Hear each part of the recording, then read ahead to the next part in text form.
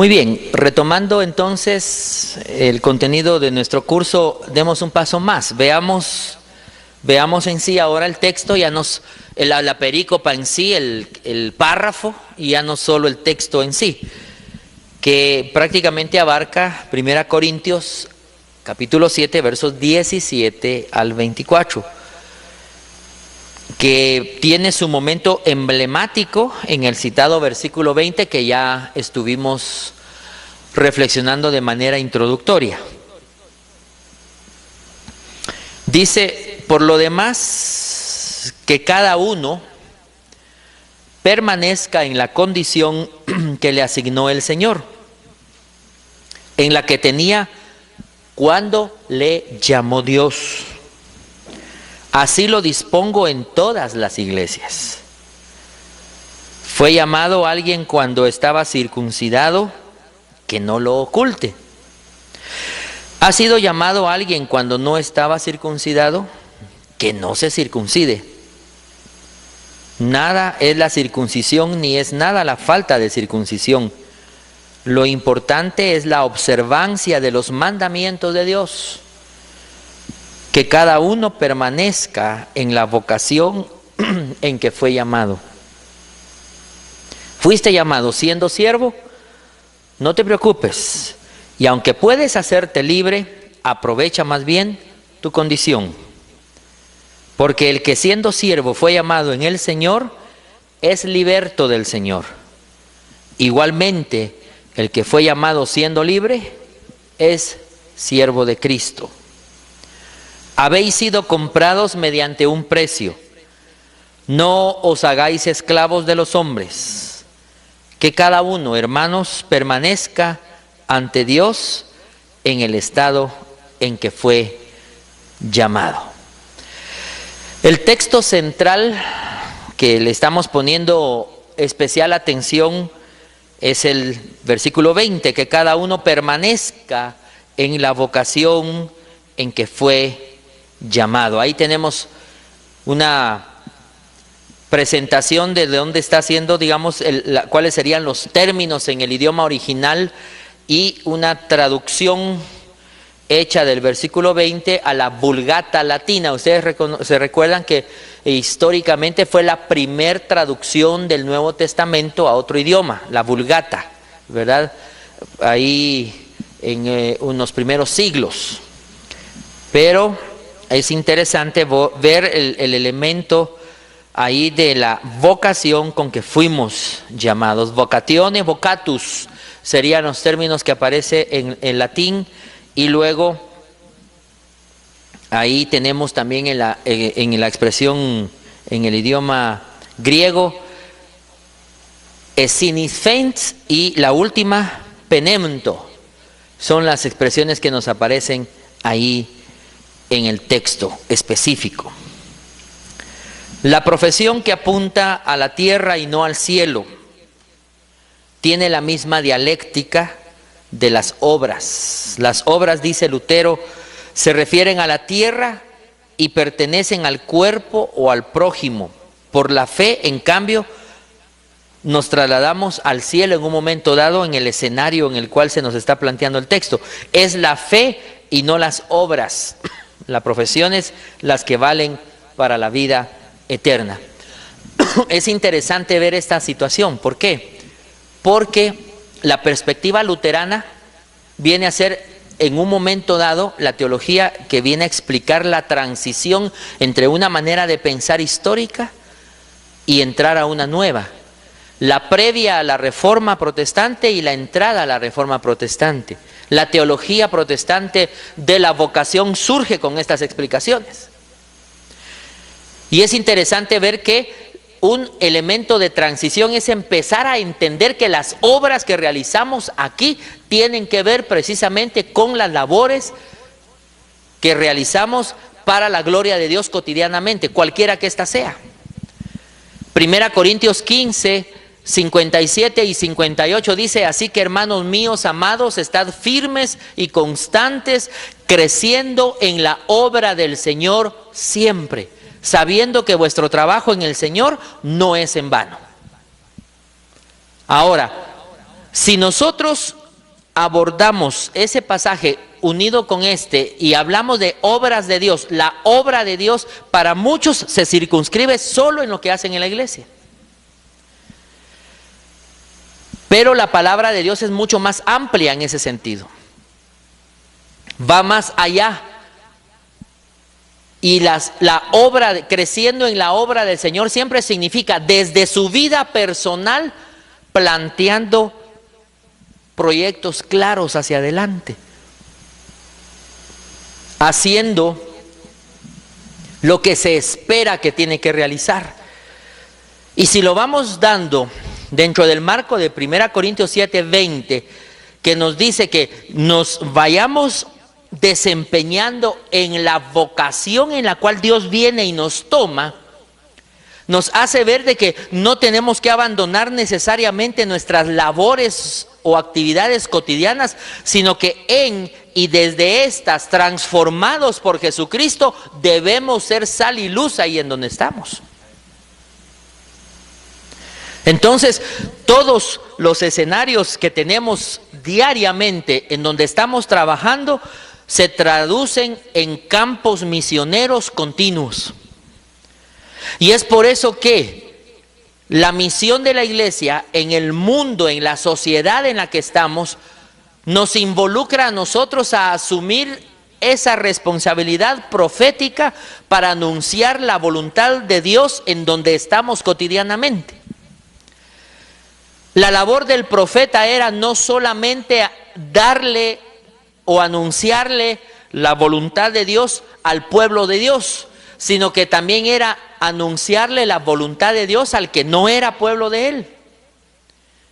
Y ese lugar o ese escenario en donde estamos cotidianamente, es el lugar principal en donde Dios quiere que resplandezcamos como luz. Porque la luz del mundo que habita en nosotros tiene que ser irradiada y reflejada en los diferentes lugares en donde estamos cotidianamente. Es por eso que el llamado que se nos hace para crecer en la obra del Señor siempre, en 1 Corintios 15:58, el planteamiento de Pablo acá, en 1 Corintios 7:20, nos ubica en el marco de la responsabilidad, la profesionalidad con la que tenemos que actuar en la vida.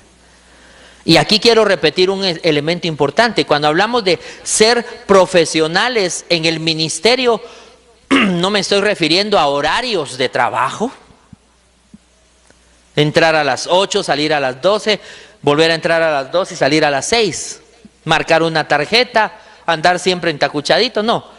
Lo profesional es hacer excelentemente, dar lo mejor de nosotros y de nosotras en lo que estamos haciendo cotidianamente. Eso significa ser profesionales.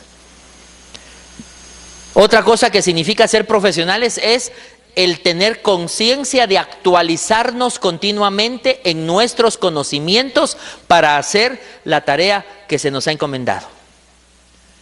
¿Cómo vamos a mantener esa frescura innovadora de la profesionalidad con la que debemos desempeñar nuestra vocación? Cuando nos llenamos de la palabra de Dios y cuando nos capacitamos, nos formamos y nos actualizamos.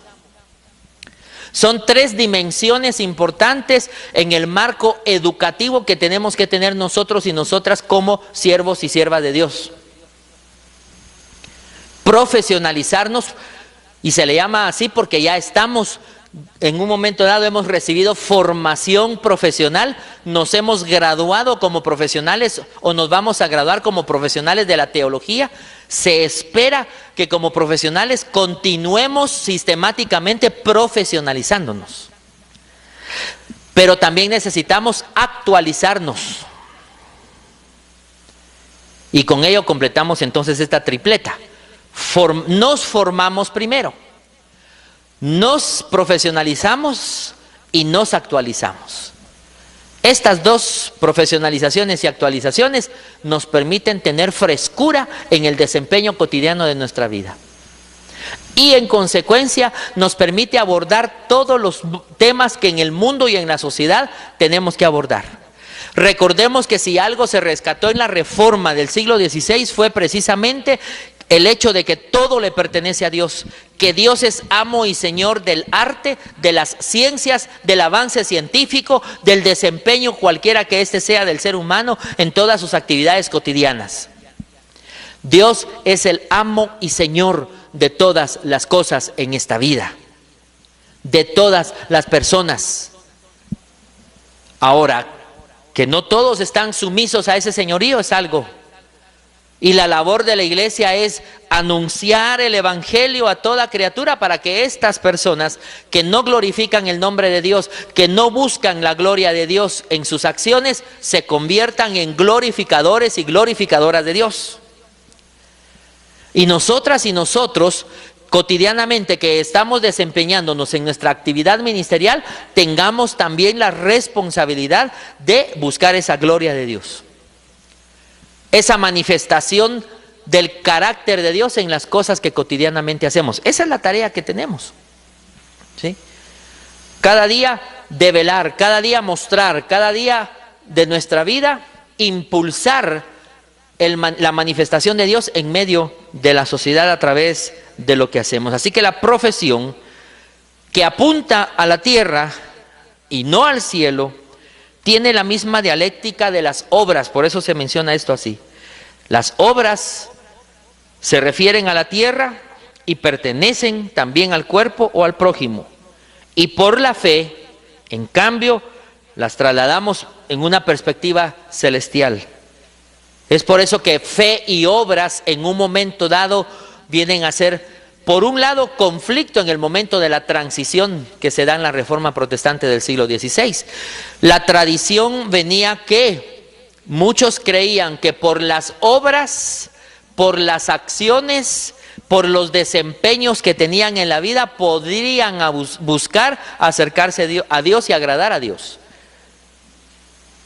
Pero el ser humano se da cuenta paulatinamente al encontrarse con Dios en su palabra, que somos transformados y en consecuencia todas las obras, todos los trabajos, todos los ministerios que realizamos, cada profesión que tenemos o que Dios ha querido poner en nuestras manos, todo eso tiene el fin primordial de que se conviertan en vehículos o herramientas para que el nombre de Dios sea glorificado y en consecuencia, como resultado de ser transformados y transformadas por Cristo, entonces hagamos esa excelente obra que Dios ha puesto en nuestras manos.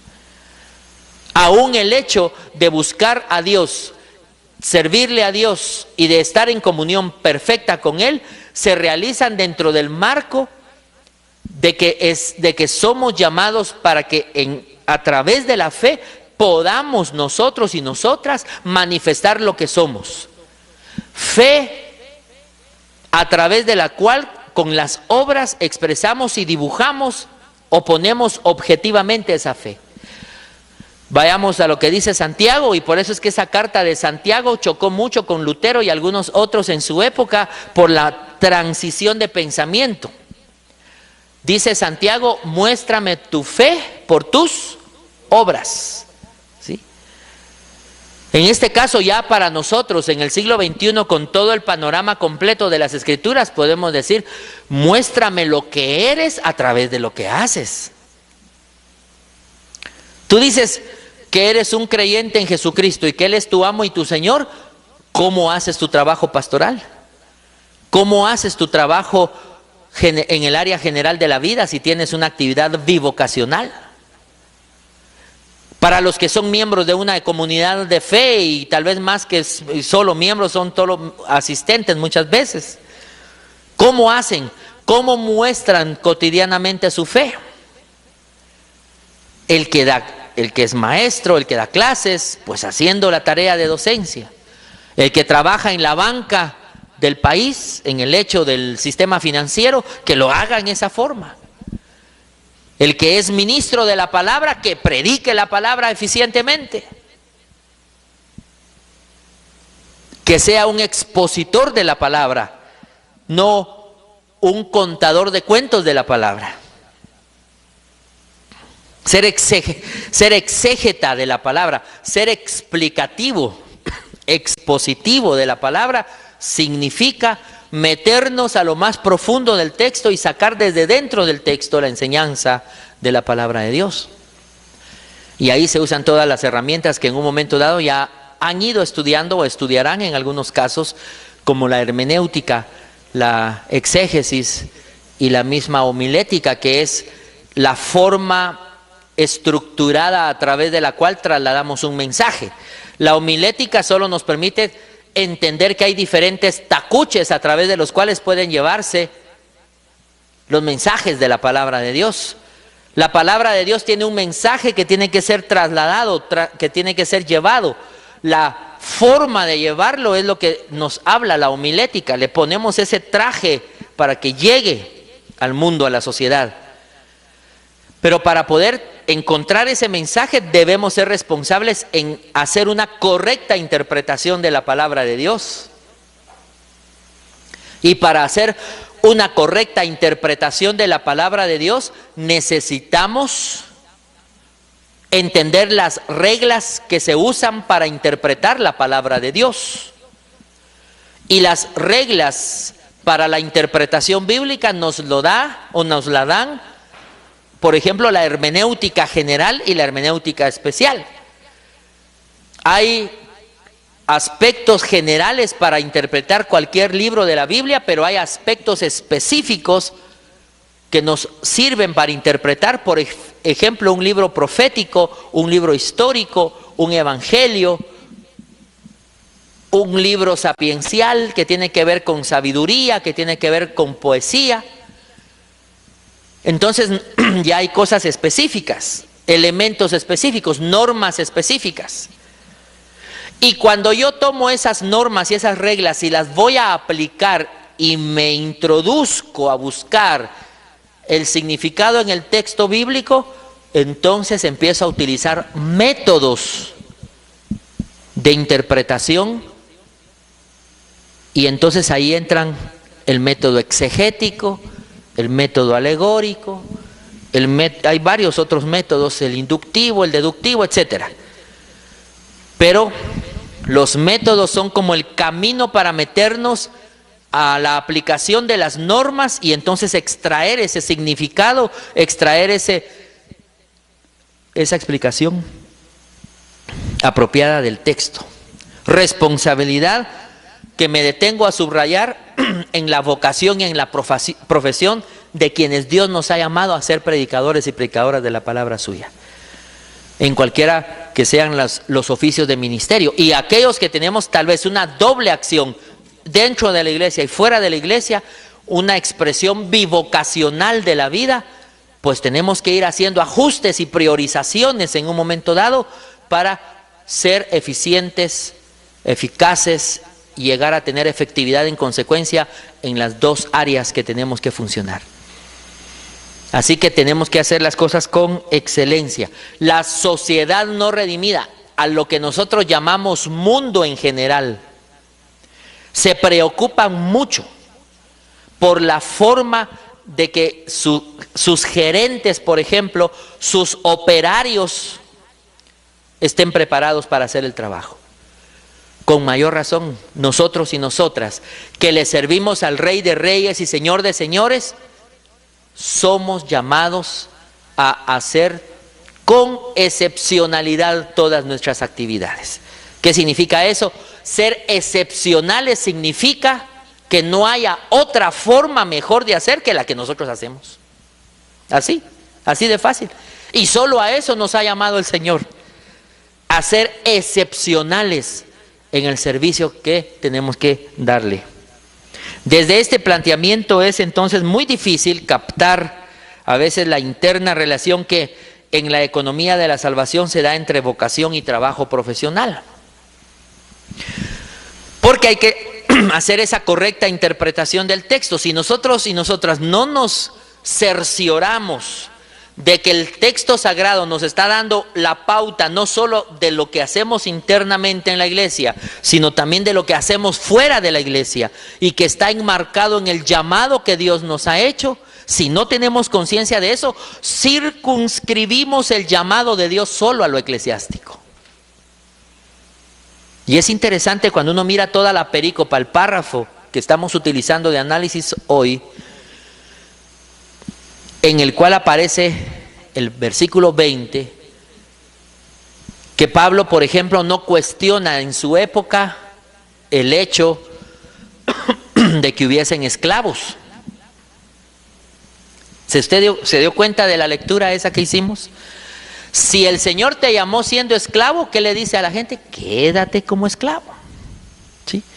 Ahora, cualquiera diría, bueno, quiere decir que Pablo no abolió la esclavitud, sino más bien la fomentó. No, hay que leer y entender a Pablo en su contexto. Históricamente, era mejor la condición de un esclavo que de un liberto. El liberto, no el liberto, sino liberto, ¿verdad? Entonces, era mejor ser o esclavo o libre por nacimiento, pero no liberto. El liberto era el que estaba en medio de los esclavos y de los que eran libres por nacimiento. ¿Por qué? Porque cuando se liberaba a alguien que había sido esclavo, no gozaba la misma confianza que los libres que habían nacido así. Y entonces socialmente era un problema, porque para sobrevivir como liberto necesitaba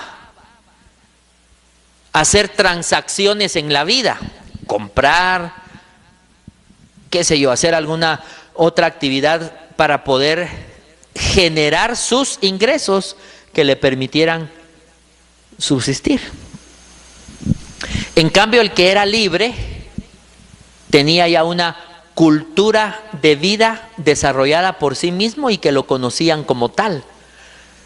El que era esclavo vivía en la casa de su señor y en consecuencia tenía todas las cosas porque vivía en la casa de su señor. Pero el que era liberado y había sido esclavo, a esa persona le tocaba empezar a construir toda una confiabilidad social para que lo tomaran en cuenta en las transacciones cotidianas de la vida. Entonces, cuando uno empieza a entender y a ver esa situación, es interesante. Pablo no luchó contra la esclavitud en ese momento porque hubiese sido una ingratitud de Pablo en ese momento histórico el pretender que pasaran a peor condición, aunque socialmente ya no iban a tener un señor, digamos humano. Sin embargo, iban a estar en una situación social tremenda, adversa, difícil. Y por lo tanto, Pablo no los impulsa a que busquen ser libres. Claro, si se daba la situación naturalmente, pues ni modo, le iba a tocar enfrentar lo que todo liberto tenía que enfrentar en ese momento que era liberado por su amo y señor. Algunos señores que liberaban a esclavos que habían tenido consigo mismos, por ejemplo, ¿se acuerda usted de Onésimo y de qué? Filemón, ¿verdad? Filemón y Onésimo en este caso es una ilustración interesante, ¿verdad?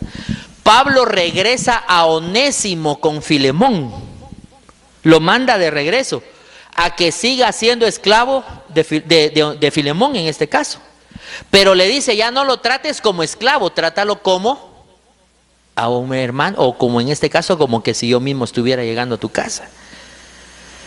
Entonces es interesante notar que ese elemento social en el cual está una persona muchas veces, en los diferentes escenarios en que nos toca hacer misión, tenemos que ser sabios para orientar apropiadamente a la gente, porque nuestro anhelo y nuestra ilusión humana de la libertad para todo ser humano es excelente y la debemos proclamar, por supuesto, pero es muy probable que todavía hoy haya países o lugares geográficos en el mundo en lo que esa condición tal vez no va a ser la mejor. Y si nos salimos del aspecto puramente que ya no nos pertenece a nosotros, porque ya en el continente nuestro no vivimos desde esa perspectiva, aunque, déjeme decirle, aún aquí en América Latina, en algunos lugares, como aquí en Guatemala, por ejemplo, en el norte de nuestro país, en el nororiente de nuestro país, todavía existen brotes de latifundismo. ¿Qué significa eso?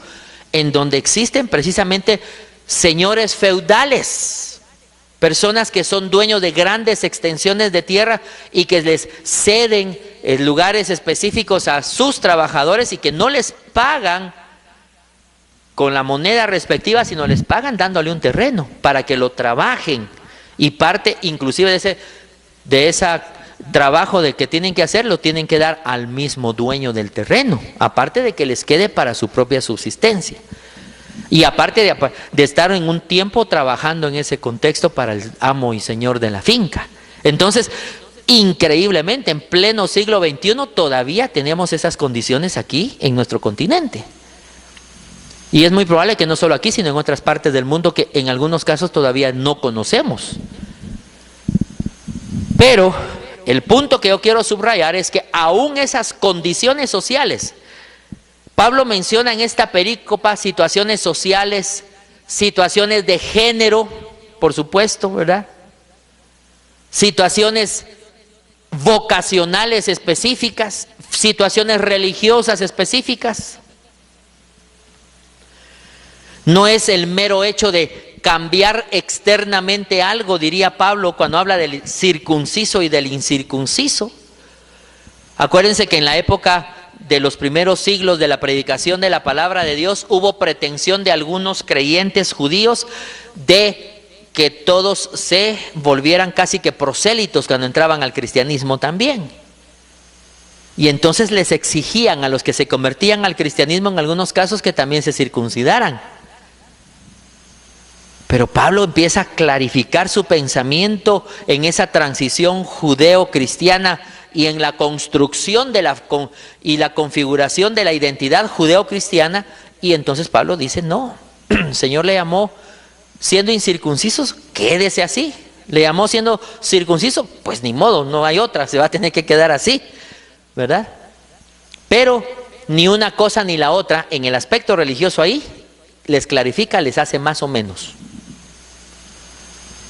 El punto es estar conscientes en que Dios nos llama en una determinada situación y condición y desde la cual Él quiere usarnos como instrumentos en sus manos, para que le sirvamos y para que le podamos llevar el mensaje de salvación y de luz a la humanidad.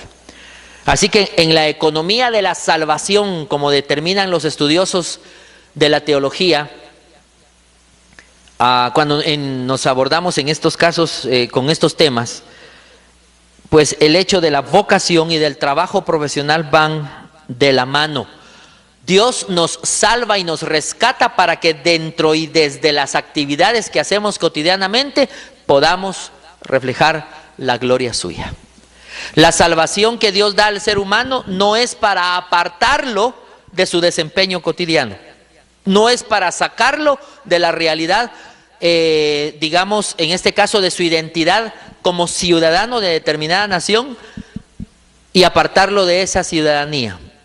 Cuando entramos al contexto de la relación con Dios y guardamos comunión con Él a través de Jesucristo, tenemos esa doble ciudadanía, la ciudadanía local en donde estamos y la ciudadanía del reino, que nos da también las caracterizaciones para hacer las cosas como miembros de ese reino en esta sociedad en donde estamos.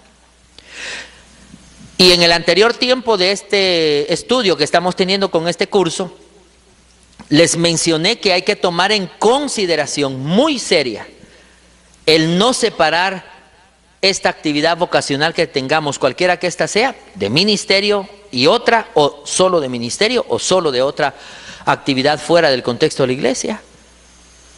No hay que separarlas porque somos responsables de hacer lo que se espera de nuestra vida en este mundo en el cual estamos. Y en este mundo que ha sido objeto y sujeto del amor de Dios, a tal extremo que dio lo mejor de sí para que este mundo fuese transformado y fuese cambiado. El mundo en el que estamos viviendo, lo que nosotros llamamos mundo, sinónimo en este caso de la sociedad, del sistema en el cual vivimos como seres humanos, como raza humana, es el especial contexto a través del cual debemos hacer la misión que Dios espera que realicemos. Es por eso que todas estas cosas que tienen que ver con el trabajo, que tienen que ver con el desempeño de la vida, con lo que somos como personas, ya sea en nuestro sexo masculino o nuestro género femenino, tenemos una actividad específica desde la que tenemos que servirle al Señor. Hay más en este contexto y siempre sin salirnos del versículo paulino. La traducción de clesis, por ejemplo, por profesión, trabajo profesional, iba a tener en la evolución posterior del pensamiento protestante importantes consecuencias. La traducción de Lutero, que se forja en fuerte diatriba contra el estado religioso, llevaba en su seno paradójicamente el germen de una radical secularización de la vocación divina. ¿Qué significa eso? Era: todo lo que soy como hijo y como hija de Dios, debo ahora llevarlo a esta sociedad, regresar a esta sociedad consciente de que soy instrumento en las manos de Dios para hacer en este lugar en donde estoy la tarea primordial de anunciar el evangelio del reino a todos aquellos que me rodean. Y es por eso que las actividades profesionales se empezó a manejar el término de la secularización en un momento dado, porque desde dentro de la iglesia se tuvo que llegar hacia la sociedad. Acuérdese que en ese momento que surge la reforma protestante estaba enconchada la iglesia. El sistema religioso estaba apartado de la realidad de la vida cotidiana. Una cosa se vivía en los monasterios, otra cosa se vivía en la sociedad en general. Había mucho escolasticismo en el contexto monástico en el que se vivía, aquellos que eran los religiosos y las religiosas de la época, y había mucha ignorancia en el pueblo. Acuérdese que la educación en ese entonces no era para todos y para todas. La educación era para los privilegiados en ese momento. Es por eso que algunos anhelaban irse mejor a un monasterio, y por eso ahí viene un dicho popular en Guatemala, no sé si en otras partes del continente latinoamericano o en otras partes del mundo donde tengan acceso a este curso, pero ahí viene un dicho popular: en la vida del cura, comida segura, ¿sí? Vivienda y comida segura. ¿Por qué? Precisamente porque había un entorno en donde podían estar y desenvolverse y tenían la comida segura. En el contexto de la gente en general había mucha pobreza en la población, y es por eso que se empiezan a tener gestas de cambio en los países. En el marco de la reforma del siglo XVI no solamente habían problemas en el ámbito religioso, había problemas también en el ámbito social, político y económico. Habían luchas entre los campesinos y los dueños de las tierras en ese momento en Alemania, habían problemas de extrema pobreza en Francia. Y usted puede hacer un análisis histórico, social, político de ese momento y usted se va a dar cuenta que era una situación conflictiva y que había mucho contraste entre la vivencia de dentro del ámbito religioso y fuera del ámbito religioso. Inclusive la Biblia no estaba traducida al idioma vernáculo, al idioma común de la sociedad. Es por eso que los reformadores protestantes, Martín Lutero, Juan Calvino, Zwinglio, Melanchthon, otros más, lo primero que hicieron, Juan Knox, para mencionar otro nombre, lo que hicieron primeramente fue traducir la Biblia al idioma del pueblo.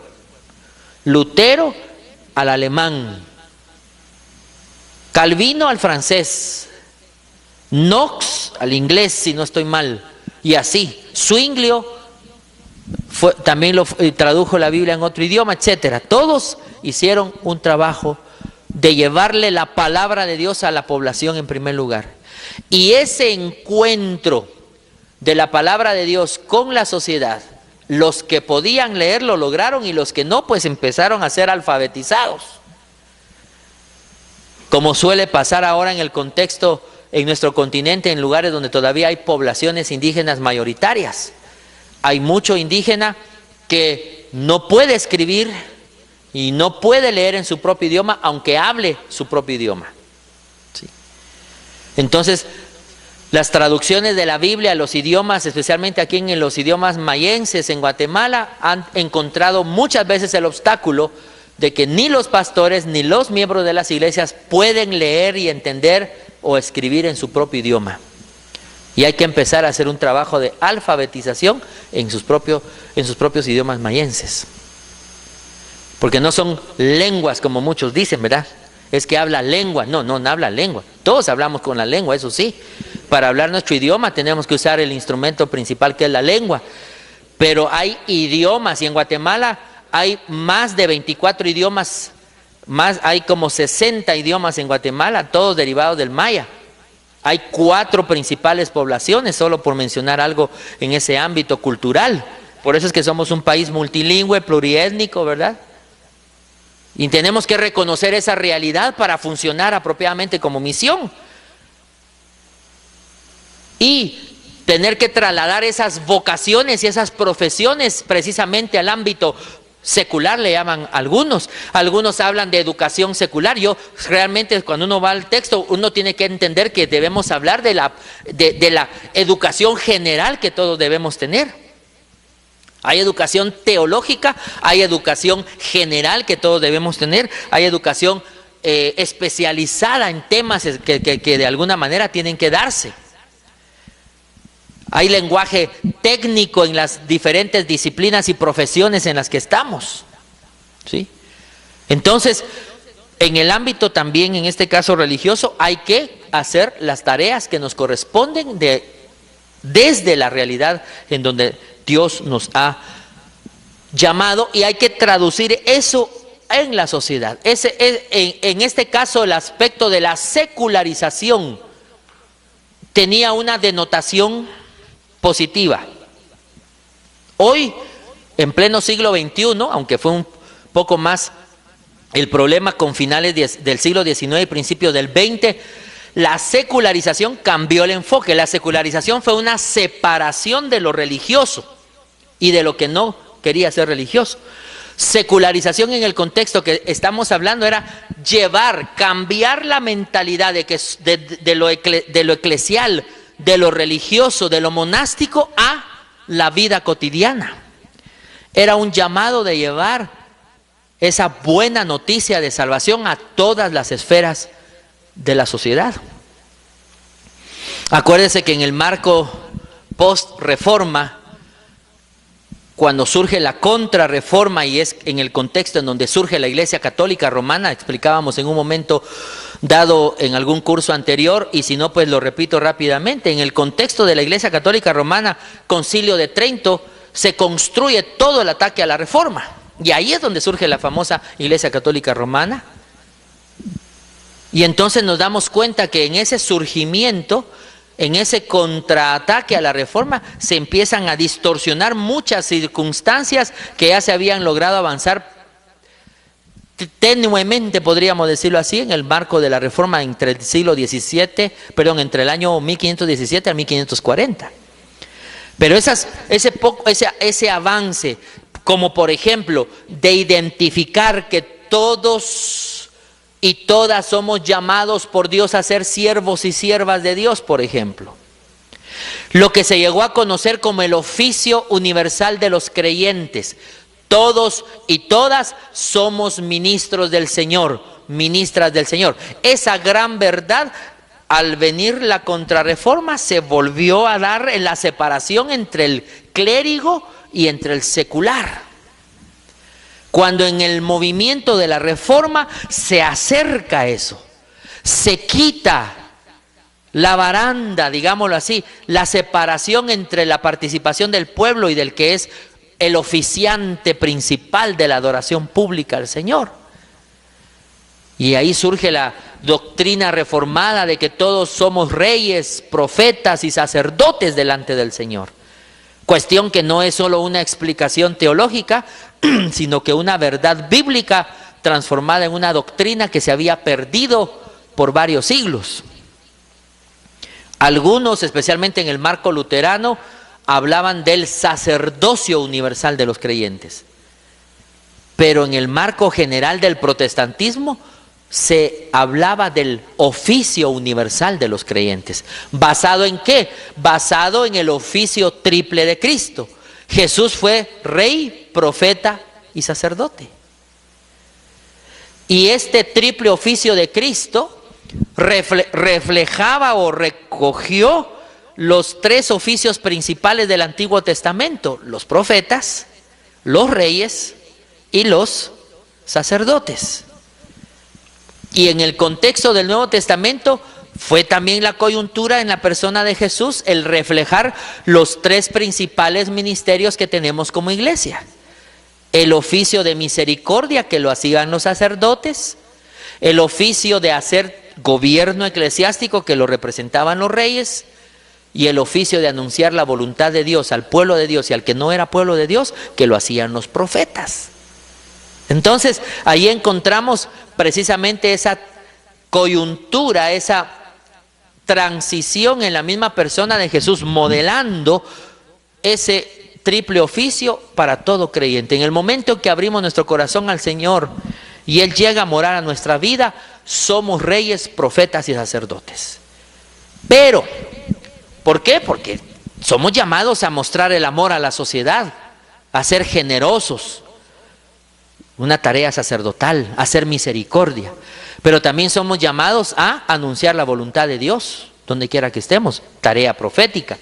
Y somos llamados a actuar con equidad en esta sociedad, sin hacer discriminación con quienes nos relacionamos. Eso es hacer una actividad o ejercitar una acción gobernante, ¿sí? Pero Dios ha querido dar dones y ministerios específicos a algunos en el oficio ministerial, y entonces hay algunos que son más fuertemente llamados al servicio cristiano. Todo el trabajo diaconal se circunscribe en el trabajo sacerdotal. Aquellos que somos llamados a predicar, a enseñar la palabra de Dios, tenemos ahí una función profética. Que la profecía no tiene nada que ver solo con el hecho de anunciar o vaticinar cuestiones del futuro, o ponerme a decir cosas de las demás personas. Incluye eso, pero no se circunscribe solo a eso. Déjeme contarle que también los líderes religiosos de las tribus en el África también hacen tareas proféticas como la que los muchos profetas nuestros aquí en el continente, que miran a una persona, la tocan y empiezan a temblar y empiezan a hablar cosas de la misma persona. O sea, eso no es algo desconocido en otras partes del mundo, aún fuera del contexto cristiano. El problema es querer circunscribir la acción profética solo a esos eventos. Y aparte estaría la acción propiamente pastoral, digamos, que va enmarcada dentro del marco profético, porque una de las tareas primordiales pastorales son alimentar al pueblo de Dios. Y el alimento del pueblo, al pueblo de Dios, se da a través de la palabra suya. Si le damos alimento de otra naturaleza al pueblo de Dios, es por eso que hay mucho analfabetismo bíblico y una gran desnutrición teológica en las iglesias, porque carecen de la palabra de Dios. Los y las responsables de llevarle palabra de Dios a las comunidades de fe somos nosotros y nosotras. Y mayormente cuando estudiamos teología tenemos doble responsabilidad de ser mucho más contundentes y serios en el anuncio de la palabra de Dios en la sociedad. Así que el germen de una radical secularización de la vocación divina es algo que se marcó mucho en el contexto en el que se vivió en la Reforma Protestante del siglo XVI, porque se había tendido al hecho de estar apartados, y esa vocación se llevó y se impulsó a la sociedad en general. Fue Karl Barth, el gran teólogo protestante del siglo XX, el que lo mostró con todo rigor al criticar la interpretación que Karl Hall había hecho de la traducción de Lutero, que comentamos hace un momento, que en un instante había visto a Lutero solo desde el contexto histórico en el que vivió, en el que estaba divorciando, por decirlo así, el llamado divino de la responsabilidad cristiana que tenemos en el lugar en donde estamos. Y cuando Karl Barth reorienta la interpretación que tenía que hacerse, por supuesto, él es un teólogo ya del siglo XX, finales del XIX, principios del XX, nos hace recordar, retomar desde el momento apropiado histórico que tenemos que entender esta situación, y era más bien entender que lo que estaba haciendo Lutero era decir, miren, así como el Señor nos ha llamado ahora, en este momento, en esta situación, debemos ir hacia el mundo, hacia la sociedad. Y es por eso que, acuérdense que los protestantes de los primeros siglos tuvieron problemas a partir de los años 40-45, mucho más enfáticamente, porque producto de la contrarreforma vino entonces la persecución, ¿verdad?, para quemar a todos aquellos que pensaban en forma diferente a la gran mayoría de los religiosos de la época. Y en este caso, entonces, había una persecución inquisidora. Vino la Inquisición, y en esa Inquisición quemaron no solamente a religiosos, sino quemaron a cuanta gente se les ocurrió quemar, incluyendo científicos de la época que opinaban y pensaban diferente al sistema religioso de ese momento. Es por eso que es fundamental, hermanas y hermanos, y muy importante, y que tenemos que bendecir mucho a Dios de contar con instituciones como esta, que nos da una formación seria de la teología para que le podamos servir al Señor como se le debe servir, glorificar su nombre, exaltar su nombre, y que en donde nos ha colocado podamos ser sal y podamos ser luz.